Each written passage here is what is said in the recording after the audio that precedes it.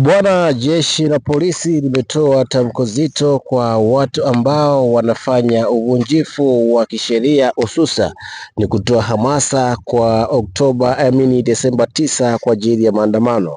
Tasoma taarifa kama ifuatavyo. Jamhuri ya Muungano wa Tanzania, Wizara ya Mambo ya Ndani ya Nchi, Jeshi la Polisi. Taarifa kwa umma. Jeshi la polisi linaendelea kufuatilia kwa ukaribu hali ya kiusalama nchini na kuchukua hatua kwa ukiukwaji wowote wa kisheria za nchi. Aidha, kumekuwepo na makundi mbalimbali, watu binafsi ambao wameendelea kujitokeza na kutoa matamko yenye kuashiria uvunjifu wa amani na kujenga chuki miongoni mwa jamii, jambo ambalo ni kinyume na sheria.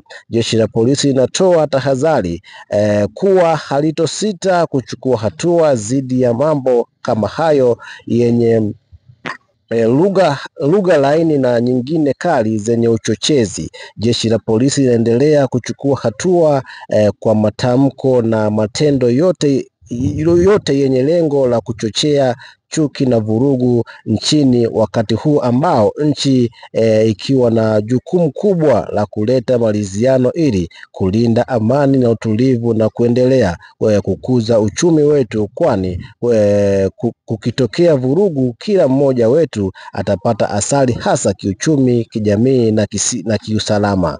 Bwana, hii ni taarifa ya jeshi la polisi imetoa tamko juu ya watu ambao wanatengeneza au wanahamasisha masuala ya maandamano mengine Desemba 9.